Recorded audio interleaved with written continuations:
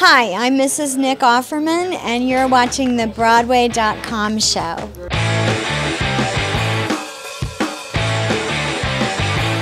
Welcome to the Broadway.com show, your weekly guide to everything happening on the Great White Way. Or as we like to think of it, the place that's kinda excited about Taylor Swift's new pop album 1989, but we'd be more excited if she were releasing a show tunes album called 1776.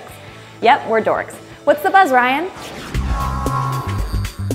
Hold on to your feathered caps because Finding Neverland is officially flying to Broadway. The musical adaptation of the 2004 film about Peter Pan playwright J.M. Barrie will begin performances on the Great White Way in March. Produced by Harvey Weinstein and directed by Tony winner Diane Paulus, the show recently opened at the American Repertory Theater in Massachusetts, led by Jeremy Jordan and Laura Michelle Kelly. The Broadway cast hasn't been confirmed yet, but we all know that whatever Harvey Weinstein wants, Harvey Weinstein gets.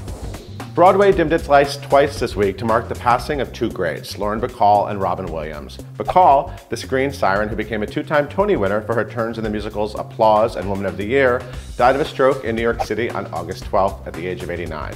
And Williams, one of the most beloved comedians of modern times, who could also nail dramas like his Oscar-winning turn in Good Will Hunting and the 2011 play Bengal Tiger at the Baghdad Zoo, committed suicide at his California home on August 11th. He was 63 years old. Both shining stars will be sorely missed. The rhythm is officially gonna get ya now that the Gloria Estefan musical On Your Feet has announced its Broadway plans. The musical will try out in Chicago next summer and then land at the Marquee Theater in the fall with opening night set for November 5th. Think you've got what it takes to join the conga line? The production has launched an international casting search with the hashtag #ReachGloria. So get up and make it happen, Broadway hopefuls. It would be fair to say that there's been some off-Broadway drama this week. Heather Graham exited Neil LaBute's The Money Shot, apparently to focus on her movie Half Magic, which she will write, direct and star in. Elizabeth Reaser is stepping in for the film star in the MCC production, which is set to begin previews on September the 4th. Hopefully all theatrics regarding the play will now remain on the Lucille Lortel Theatre's stage. It's a bird, it's a plane, it's Kyle Beltran and Adam Chandler-Berat. You know Beltran from In the Heights and Chanler-Berat from Peter and the Starcatcher, and now they're both headlining the new musical The Fortress of Solitude at the Public Theater this fall, playing superhero-obsessed teenagers. Based on the best-selling novel by Jonathan Lethem, the new musical features a book by Itmar Moses and music and lyrics by Michael Friedman. Hey, are you guys gonna wear your underwear outside your pants for this thing or what? Asking for a friend. I'm Michael Cera and you're watching the Broadway.com show. Thumbs up to Lin-Manuel Miranda and Tom Kitt for winning an Emmy for penning the 2013 Tony Awards' opening number, Bigger, which you may recall was performed by host Neil Patrick Harris and cast members from pretty much every show on the Great White Way. The 67th Annual Tony Awards also picked up the trophy for Special Class Program. Miss Miranda is now just an Oscar away from joining the exclusive EGOT Club. So Hollywood, send a movie his way, would you? Thumbs down to missing out on seeing Meryl Streep perform the new Into the Woods song Stephen Sondheim wrote specifically for her. The new song, which director Rob Marshall called beautiful and spectacular, was cut because he thought the movie was stronger without it.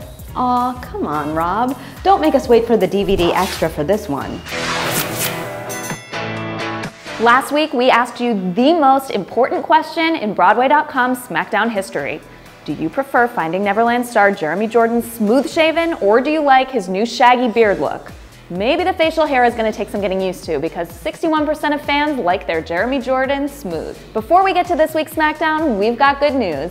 Jason Robert Brown's musical 13 is heading to the big screen, and it's in good company with the new movie adaptation of the JRB tuner The Last 5 Years, which also happens to star a smooth-faced Jeremy Jordan. With these two Jason Robert Brown works getting the big screen treatment, we want to know which of his shows you'd like to see at the movies next. His 1998 Tony-nominated historical tuner Parade, or his short-lived 2014 fan favorite, The Bridges of Madison County. Tweet your votes to Broadway.com with the hashtag BWaySmackdown and tune in next week to find out the winner. This is Kenneth Lonergan and you're watching the Broadway.com show. Our tweet of the week comes from funny lady Jackie Hoffman, who started prepping for her new Broadway gig this week and found herself slightly famished. She tweeted, "First day of rehearsal for On the Town. You'd think they'd have a fruit plate. Hashtag nothing." To be fair, Hoffman did confirm that producers showed up with that ever-elusive fruit plate a few hours later, but we're being told that her Ambien is still missing. We'll keep you posted on all of Jackie's produce and tranquilizer-based developments.